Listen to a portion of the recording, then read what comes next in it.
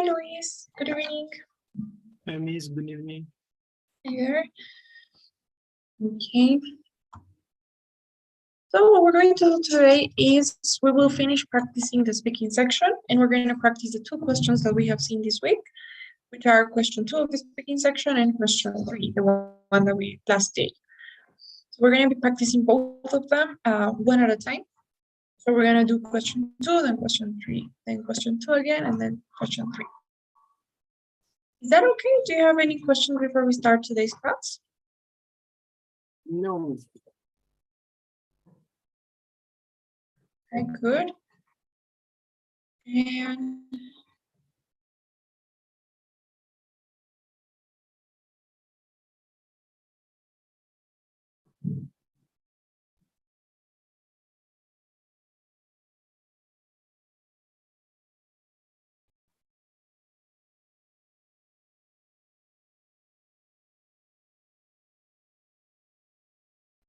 okay. In that case, let's start with the second question.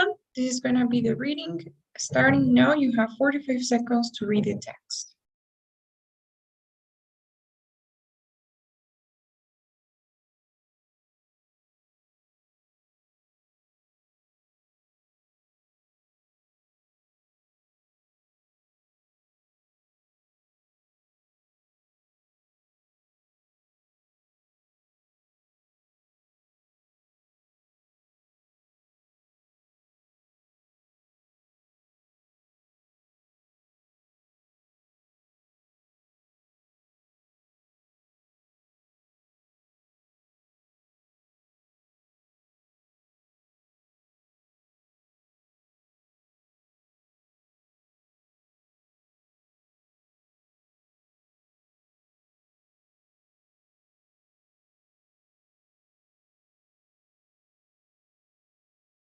Now listen to two students discussing the article.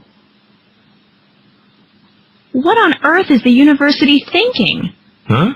What do you mean? Well, those buildings aren't just used for classes. That's where my evening study group usually meets. Oh, of course, that's true. But you could go to the library instead. Yeah, but the library only has a few rooms that people can use for group meetings, which is why classrooms have been so convenient. But now, if it's winter and cold, where can we go? Right. In the middle of winter? Forget it. Or even if it's just kind of cold out. It'd be pretty unpleasant. Oh, but still, they obviously have to do something about the situation. Oh, I agree. They have to do something, but they should find a solution that isn't so disruptive, to academics no less. Such as... Well, for one, if they replaced all those old windows. They're so drafty. They let the cold in, and if they insulated the buildings better.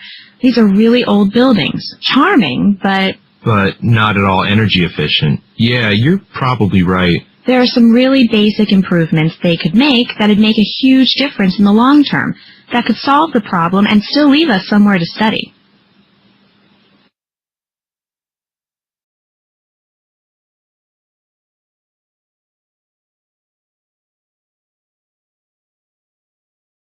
Now, the woman expresses her opinion about this plan described in the article, state her opinion, and explain the reasons she gives for holding that opinion. Now you will have 30 seconds to prepare your response.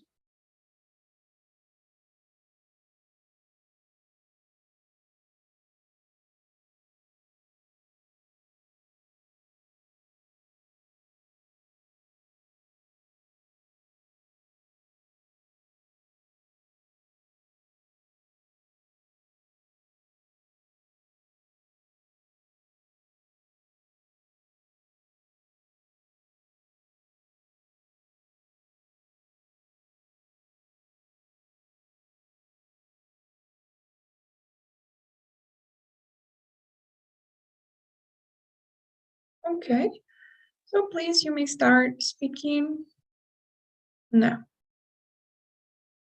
The student in the conversation is against the idea of planning to reduce energy cost in the university. First of all, she explains that he is not agree with this plan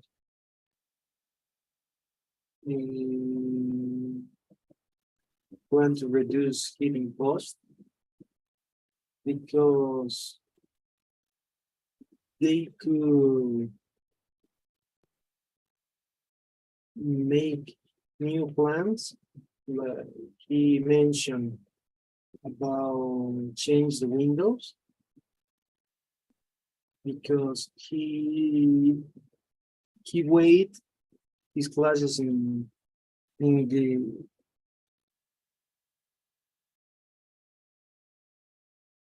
classroom, and now with this plan he will wait in the library, and in winter it's too cold. Okay, it's she, right? Not he. Remember, as you have to write down the pronouns so that you don't forget. Now, in this case, to be honest, the ideas weren't so clear and they weren't so accurate in terms of content. You were missing important details, and well, it was a little bit, I think that there was some confusion in terms of the ideas. And as for your grammar, your language use, it was good. You did have a bit, I mean, some grammar errors that maybe we could improve. For example, is not agree something you can say, right? Or the pronouns, stuff like that. But it wasn't anything drastic. And as for the delivery, it was good, but maybe you need a little bit more confidence. You need to try to intonate the sentences a little bit more. But I think that that confidence is gonna, you're gonna get that confidence by understanding better the content. So in this case, what is the change? You said she's against the idea of planning to reduce energy costs in the university. Is she really against the idea of reducing energy costs? Are you sure that is the change? He planned to lower the temperature. Exactly, that is the change. The university decides to lower the temperature. Now, the reason why they are going to do this is what you mentioned, right? They're going to lower the temperature in classrooms on weekends and on workdays after 5 p.m. That is a change. Now, why? You have two reasons, as usual. The first one is to reduce heating costs because it's too high right now. And the second is because classes are not in session during these times, so it shouldn't affect the students. So that is what you had in the in the reading, right? Now in the listening, the woman is against, and she says that she gives always two reasons. The first reason was that even though they don't have class during these times, they use the classrooms to have group meetings in order to do, I don't know, to complete assignments, to do group projects. So if they lower the temperature after 5 p.m. or on the weekends, that they won't have anywhere to meet because the library is too small and there are not enough rooms in the library. So if they lower the temperature in classrooms, then they're gonna have nowhere to go for group meetings. And the second reason is what you mentioned, right? So that's correct. The woman says that it is okay if they want to reduce heating costs, that's fine. But maybe what they could do to reduce heating costs is changing or like, I don't know, doing some sort of changing the windows and making the buildings more efficient in terms of energy, right? So that's what she says. I think the problem was that you didn't understand quite well the change, and that that got you a little bit lost when listening to the conversation. So careful. Usually you have the change with words like the university has decided to, the university decides to, the university is planning on, or maybe the university will lower the temperature. Or if you have letters from students, it could be, I think that the university should, and you have the change there. So look for those like keywords and you will probably find the change very near to those. Okay? Okay, Miss. Okay, now let's do one practice for question 3.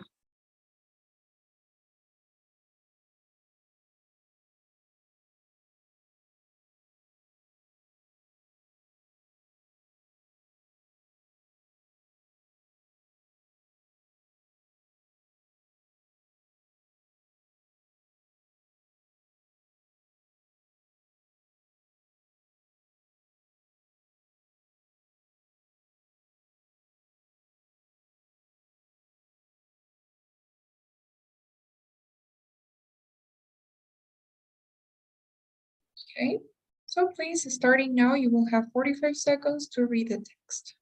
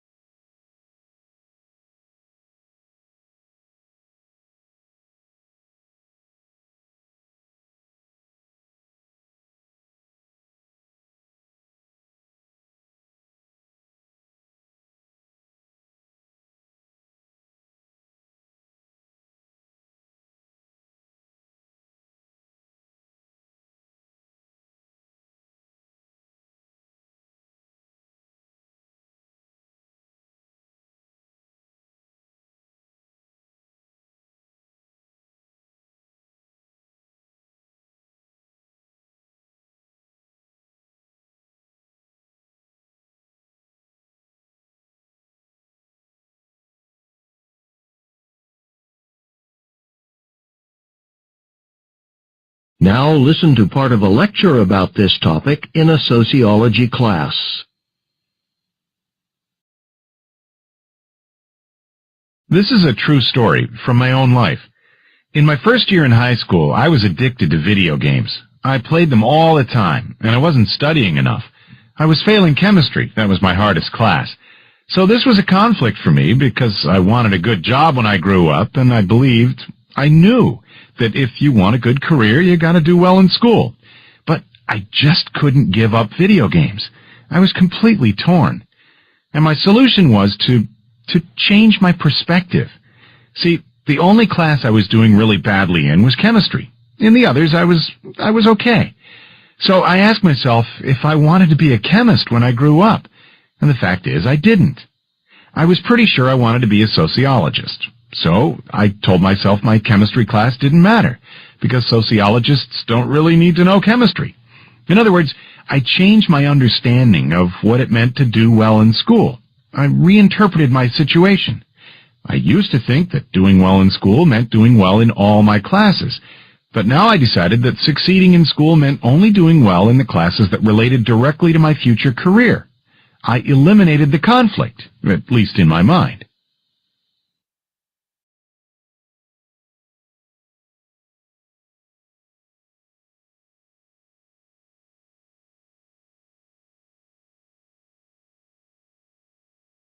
Now, using the example discussed by the professor, explain what cognitive dissonance is and how people often deal with it. Now you have 30 seconds to prepare your response.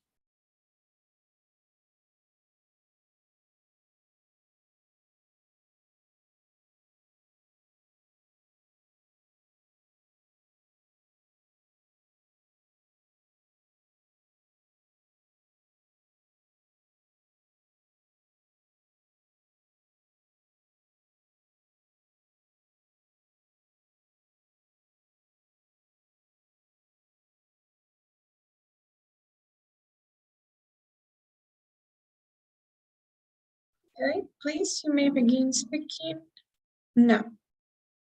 According to the passage, cognitive dissonance is defined as a kind of mental discomfort between their actions and their beliefs.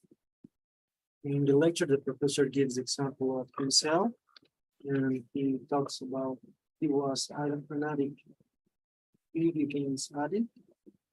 He explains that because of video games, he will fail chemistry, and he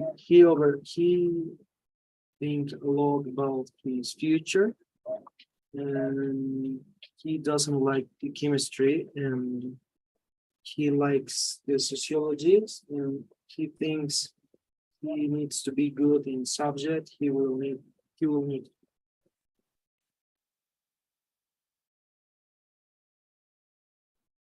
Okay, all right, good.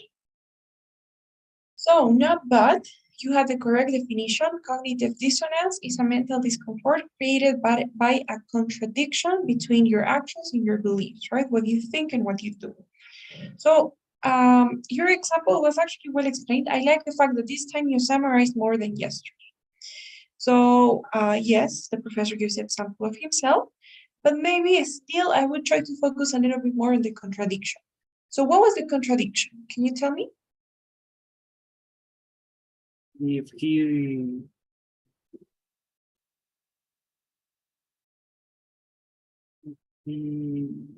white video games, he will not have a good future. Yes, but remember the contradiction is between what you think and what you do. So he knew that if he wanted to do well in the future, if he wanted to have a good career, he needed to do well in school. That is what he thought. But what he did was different. He didn't do things to be good at school. He actually played video games a lot and he was failing chemistry. That was the contradiction, right? He had a contradiction between what he thought he should do. He knew that he should be good at school, but he wasn't doing that because he was addicted to video games. So what did he do to solve this problem? He reinterpreted his beliefs. He reinterpreted the way that he believed. How?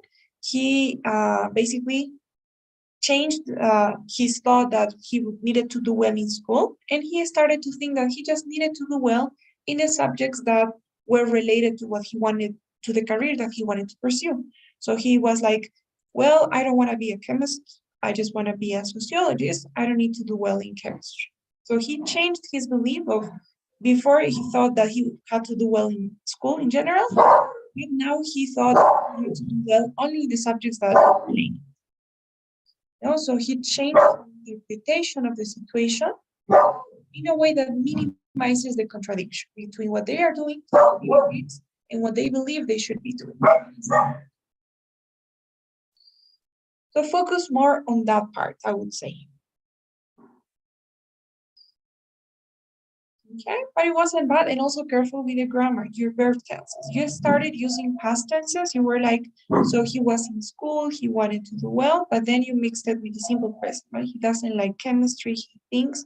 So use just one, either the simple present or the simple past. Pay special attention to your verbs. Okay? Yes. Okay then, so now let's practice question 2. Another one. See.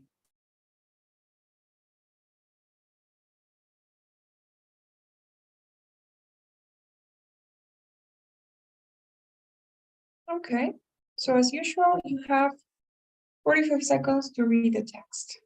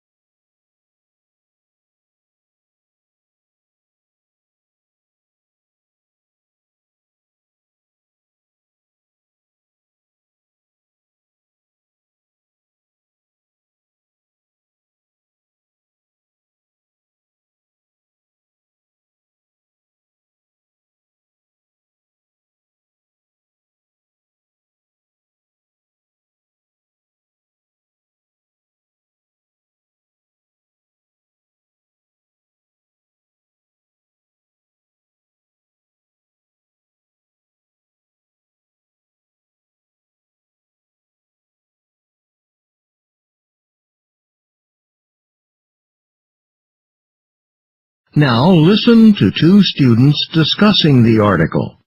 So, what do you think of this? Well, I think it's a good idea. Necessary, too. Why is that?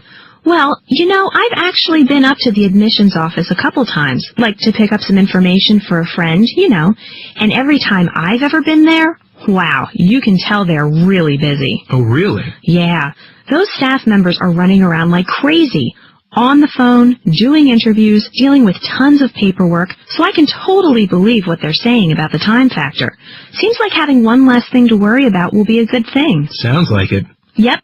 Oh, and about the other point? The, different perspective thing?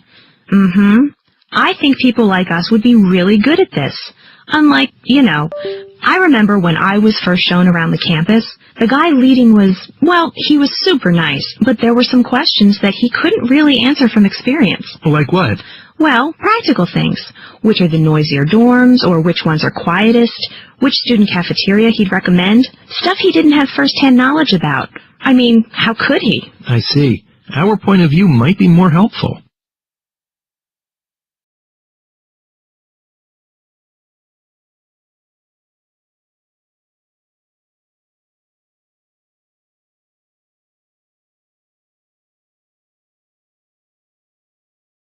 Okay.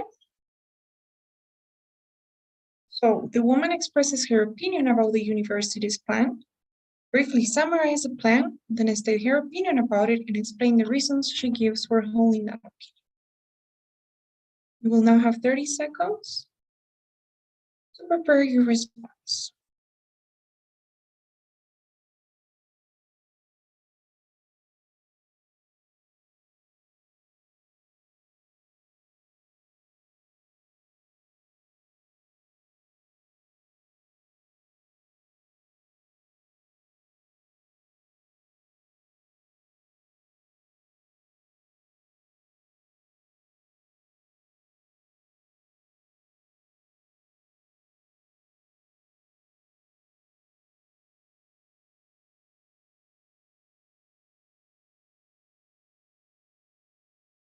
Okay. So please, you may start speaking now. Okay, the student in the conversation sparks the idea of university changes in the campus tour guide. First of all, she explains that it's a good idea because the Department of Admission were very busy with interviews or paperwork. And in addition, she believes that we another staff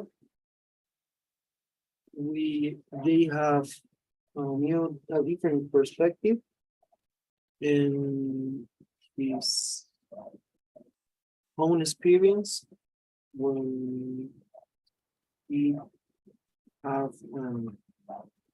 super nice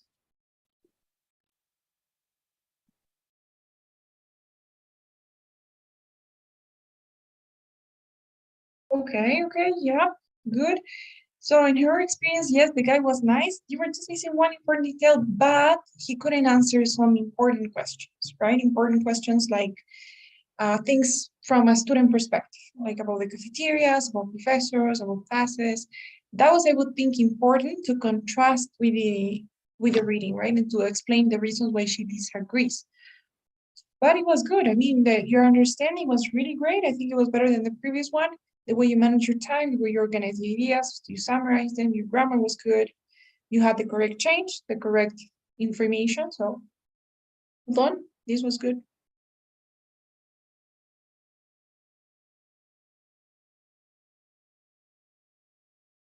Do you have any questions so far? no miss. Okay, nice. And let's go another one.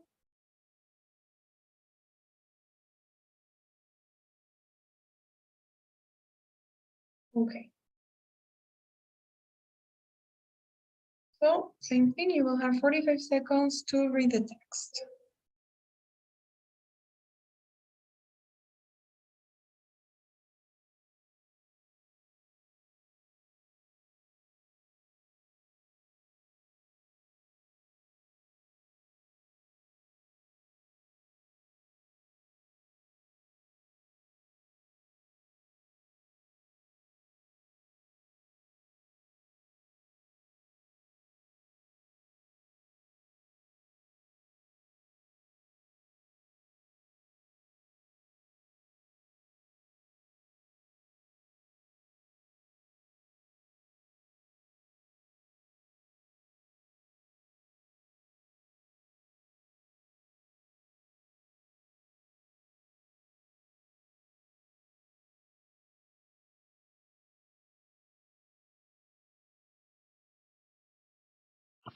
Now listen to part of a lecture on this topic in a psychology class.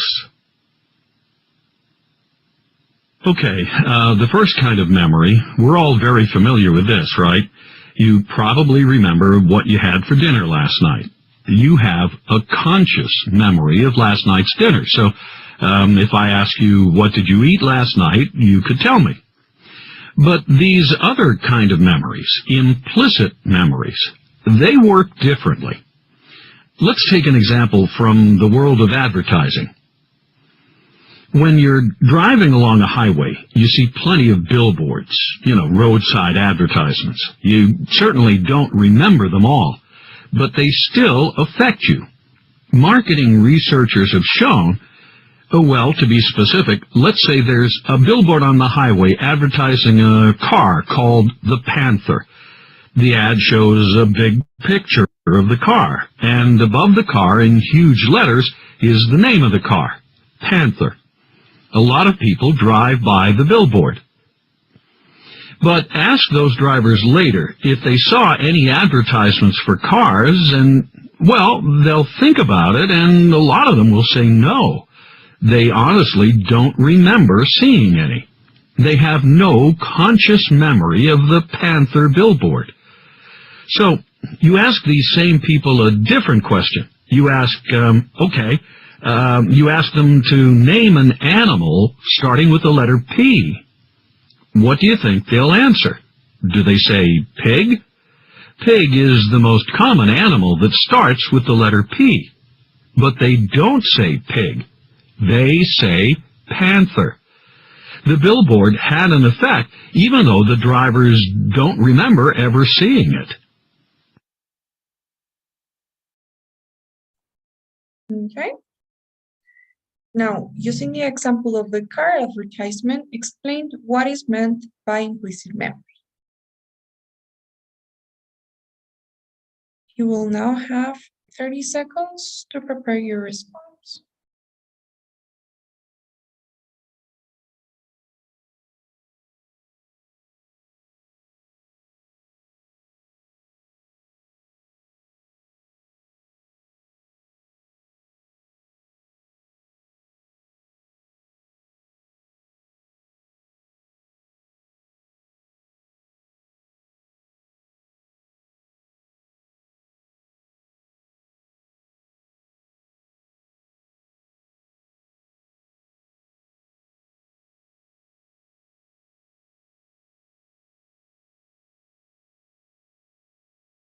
Okay.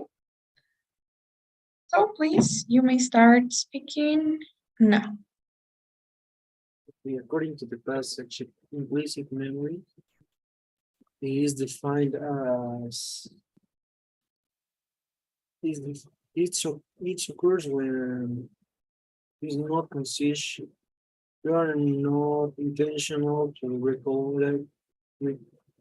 recollect these facts. You are not conscious. In the lecture, the professor gives example of the car advertisement. He explains the advertising in the highway. He explains you don't have the intention of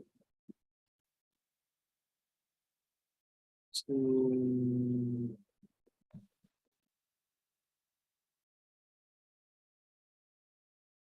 Okay, so what happened in this one?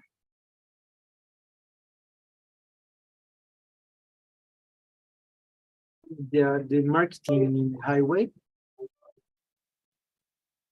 Yes, but remember that you need to focus on finding the information that's related to the concept. Your concept is good, and I really like the fact that you focused on implicit memory and you didn't explain both because they just ask about implicit. So implicit memory is the kind of memory that is unconscious. So that means that you don't remember something explicitly, but it had an effect on you, right? So when you see something, you hear something that you don't consciously remember, but that you did hear and that you have some sort of memory of it, an unconscious memory, right? So first thing that you need to really make sure that you do is that when you're reading, you find that short definition. So memories Memories of this kind are called implicit memories, So what memories of what kind? Memory that is not conscious. That is your definition. And you need to have it prepared. When you're preparing your response, you need to have that ready to go so that as soon as the clock starts running, you say that as fast as you can. You have 30 seconds in your introduction and you only need to use 30. I'm sorry, you can only use 10. So you need to say, according to the reading, implicit memories are the ones that are not conscious. That's it. And then you move on to the lecture. Now in the lecture, the professor gives the example of a car advertisement, but don't focus on the details. If you don't have enough time, go with the general idea. The example was that somebody that's driving on the highway, they see a billboard and they don't consciously remember having seen the billboard, but the billboard had an effect on them. They do have it in their memory. It's an implicit memory. How do they know? And if you don't have time, you can just say that, right? As a general idea. If you have more time, it would be good if you can give some details. So somebody is driving on the highway, they see a billboard advertising a car with the name Panther, and they don't consciously remember having seen that billboard, but if you ask this person if they can name an animal starting with the letter P, they are not going to mention pig, which is the most common animal with that letter. They will mention panther, because even though they don't remember having seen the billboard, it had an effect unconsciously, right? So summarize the example better and go faster with your reason. Maybe you have to work on your comprehension skills if listening or understanding the example was the problem. But even if you didn't understand, let's say that you understood nothing from the lecture, you still need to try to make it more accurate. You already know that implicit memory is the memory that is not conscious. If you have read this text, you already know a little bit more of context, right? So an individual can have an experience that he or she cannot consciously recall, yet still display reactions that indicate the experience has been somehow recorded in his or her brain. So with that in mind, even if you understood nothing, you can still try to be more accurate. You could say the professor gives the example of a car advertisement and explains that people could remember car advertisements unconsciously, even if people don't remember having seen an advertisement, it can have an effect on them, right? Just by kind of connecting the dots, I can give that information without any details. But technically, you should be looking for that information when you hear the lecture. Okay, so careful there. Is that okay? Do you have any questions? No. Okay, let's go back to question 2. And we're going to be doing this one here. Now, starting now, you have 45 seconds to read the text.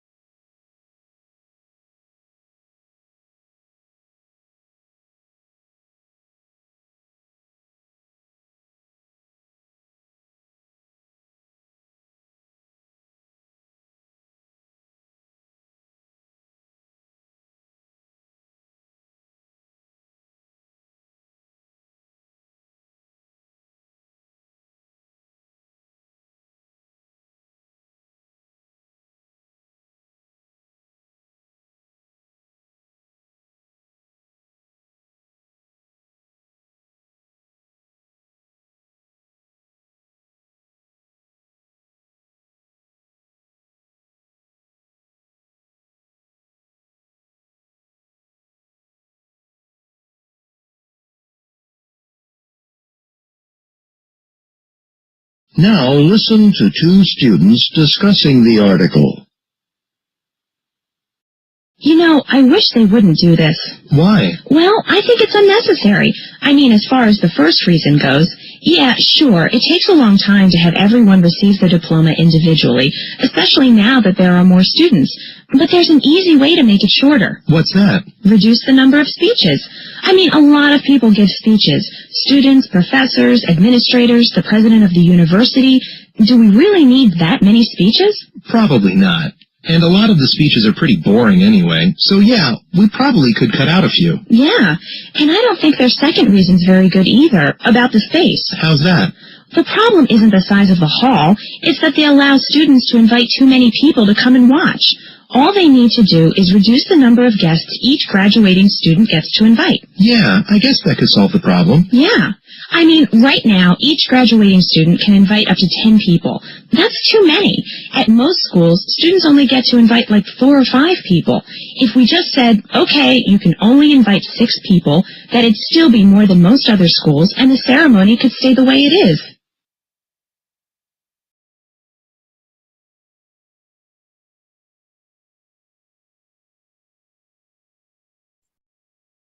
Now, the woman expresses her opinion about the university's plan, briefly summarize the plan, then state her opinion and explain the reasons she gives for holding that opinion.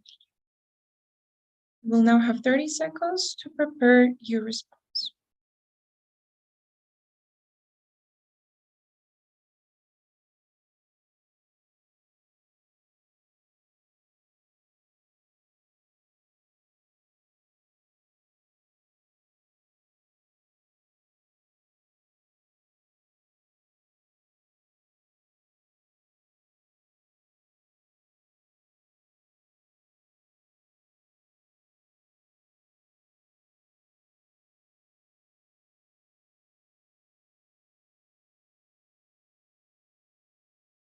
Okay.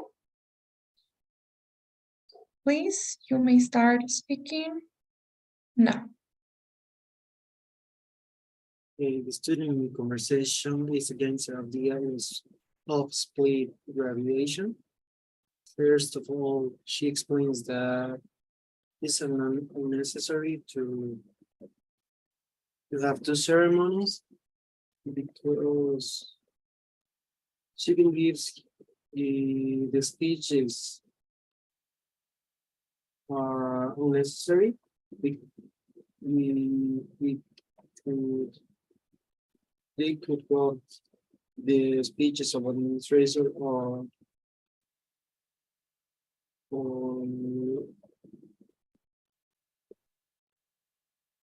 and in addition, she believes that every students would invite only 6 people and not to 10 people.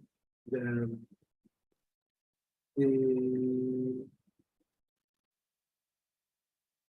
Okay, good. Your understanding was great. Content was perfect. You have the correct change in splitting graduation, the graduation ceremony. You have the correct reason from the student. So yes, it's not necessary to split the graduation. If they want to reduce the length, they can just reduce the number of speeches, and they can reduce the number of guests per student. Great. The only thing I would say maybe is that you need to react fast. You need to be working with the clock, looking at the timer constantly and organizing your response based on that. So for example, in your first reason you were saying, she believes that many speeches are unnecessary. And then you started to think, and then you said they could cut some speeches for administrators. And then you started to go like, and then you were thinking about what else to say about the same reason. But what you said was already great and was already enough. So they could cut some speeches from some administrators, leave it there. You need to, when you finish an idea, look at the clock, see how much time you have. You have 22, 23 seconds left, but you continue thinking and then you ended up with 15. So when you see that the clock is on 25, you need to stop yourself and move on to the next. So look at the timer. Don't over-explain things. Sometimes they don't need too much explanation, and it'll be great. It'll be really good. Just careful with that, the way you're managing your time. Okay? Okay, then let's do question 3.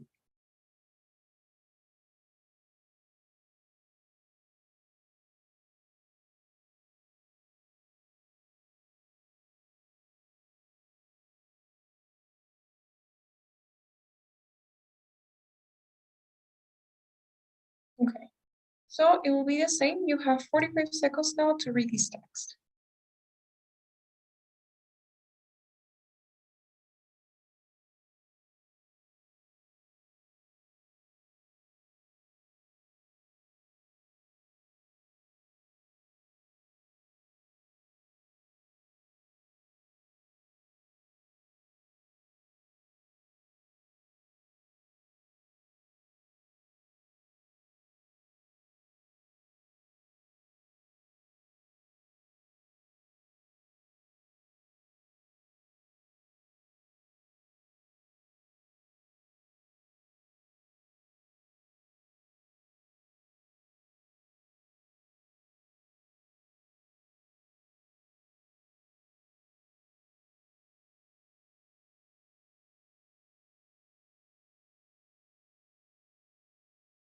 Now listen to a lecture from a marketing class. Okay, so I've actually got a few different examples of this. You know, when I was a kid, a character named Action Hero was really popular with my friends and me. We would always watch the Action Hero program on television every week and play games, pretending that we were as strong and powerful as he was. Then pretty soon we began seeing these small action hero figures in all the stores. And, well, we all just had to have them. I mean, we'd been watching the television show for so long that it seemed only natural to want to own the toys, too. Well, I finally grew up and left the Action Hero television program and toys behind. But now I have a 7-year-old daughter who watches television a lot and also likes to play with her toys. And lately her favorite toy is a cute little baby doll with a big round face and lots of curly hair named Rosa. All my daughter's friends have Rosa dolls too, and they enjoy going to each other's houses to play with them. Then a few weeks ago, my daughter came running up to me all excited because she had just heard there was going to be a new television program on every week with the doll, Rosa, as the main character. So naturally, she and all her friends have begun watching the show, and it's already very popular as the toy doll.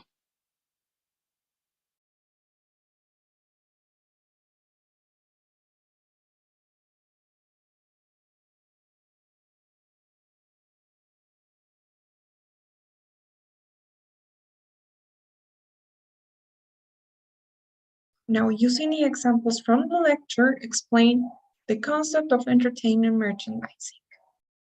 You will now have 30 seconds to prepare your response.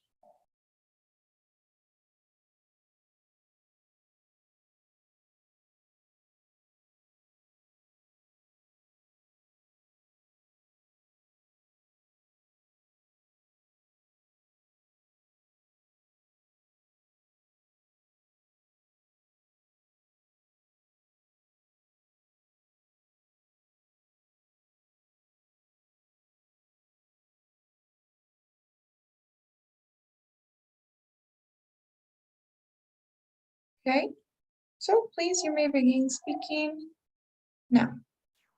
According to the passage, entertainment merchandising, it occurs when the brand or image is also used to sell another thing.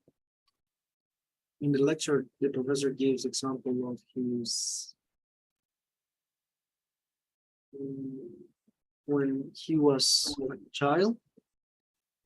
He explains that he saw an actions program, and with his brother, he liked to play games. And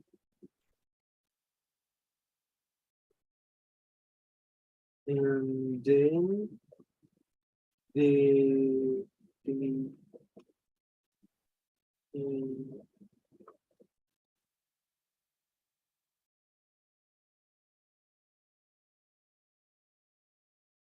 starts to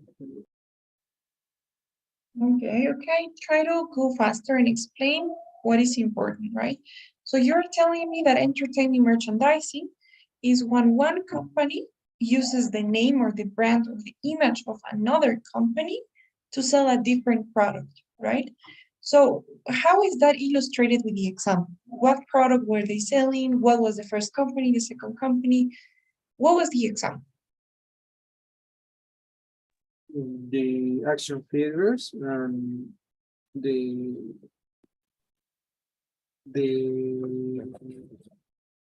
I don't know, the figure of Rosa. Exactly, yes. So let's start with the first example, the action hero. So how was one brand using the name of another? This was related movies with toys. Exactly, yes. So basically, first there was a TV show about this action hero. There was a program that the professor used to watch. And then a company created a toy using the image of that TV show, using the image of the action hero.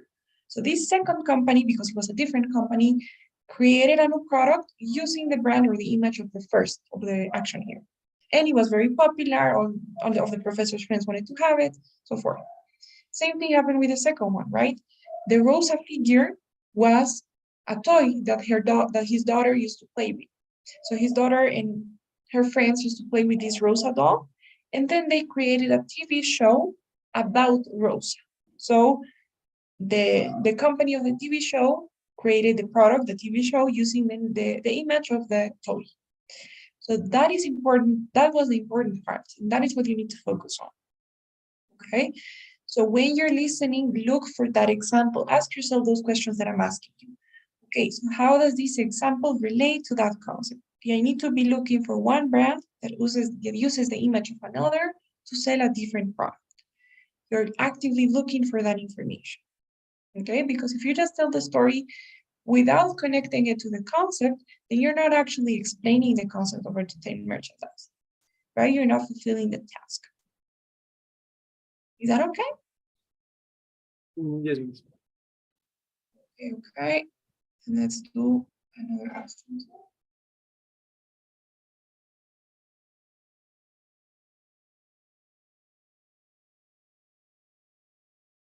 Okay. So let's do this one here. It will be the same. Please, you may start reading the text now.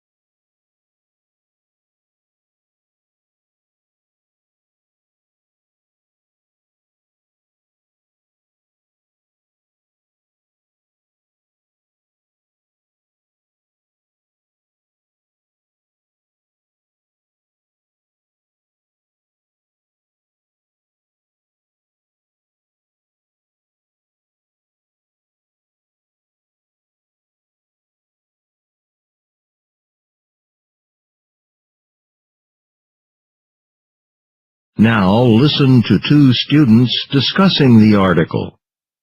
Oh no, did you see this? Yeah? Why? You don't like the idea? Not at all. How come? Well, the cost for one thing, they're just not being realistic. Even compared to the price of textbooks? Well, sure, textbooks aren't cheap, but do you think people are only going to use one device the whole time they're at university?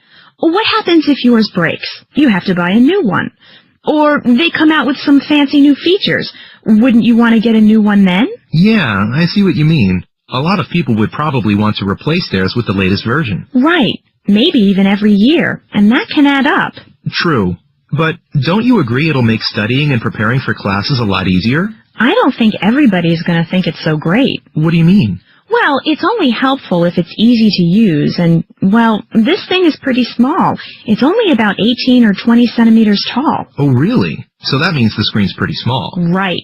And I heard that the keypad or control buttons, they're small too. So if you have normal-sized fingers, it's not so easy to select an item or get it to function right. You know, to do stuff like highlighting or underlining. I hadn't thought of that. So what good are all those fancy features if it's hard to use them? Besides, I like the old-fashioned way of studying the material, writing notes on the page and underlining or highlighting important sections of the book. I'm more comfortable with that.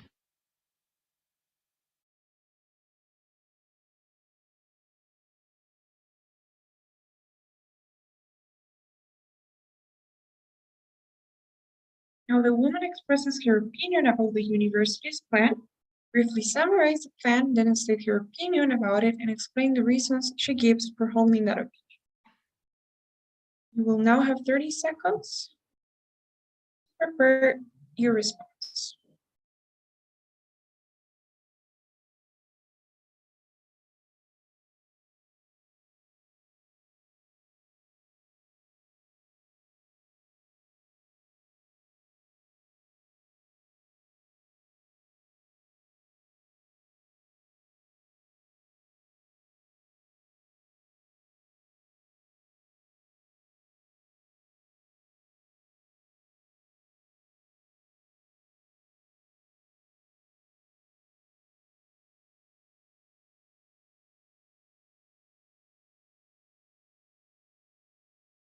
Okay. So please, you may start speaking now. The student in conversation is against the idea of switching the electronics textbook. First of all, she explains that there's a lot of reasons with that plan. First, he talks about the cost and it's too high. And another reason is the screen is too small and is not easy to underline or highlighting. It's more comfortable to do a study with or with textbooks. And she thinks it's old-fashioned because that reasons. Okay, good. Hold on. So your understanding was actually great. You have two reasons correct. First of all, the cost. Maybe that reason needed a little bit more explanation, right? So first she talks about the cost, but what does she say about the cost? Tell me exactly what she says, what her reason is, right? She says that this device or switching to electronic books will not actually be cheaper than normal books. Why? Because maybe the students will want to, maybe the device will break and they will have to buy a new device. Maybe there will be more devices appear with new features and the students will want to change devices. So they're not just going to buy one device for their entire university experience. They will have to buy more and that's going to be expensive.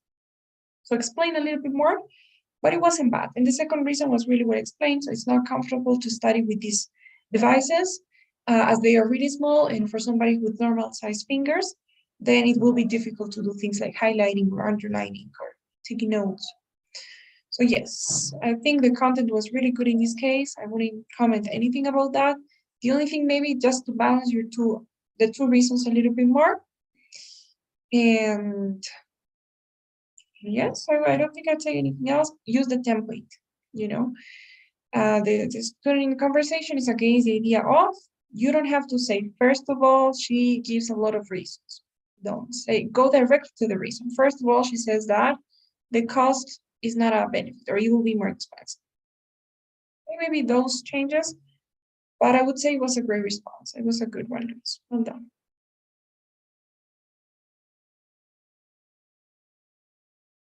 Okay.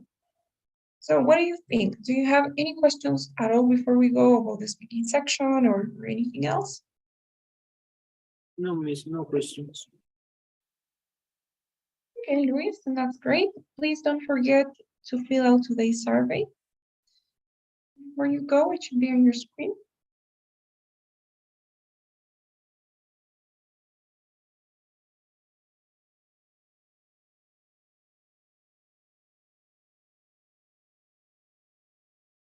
Bye, miss. Thank you so much. Bye-bye.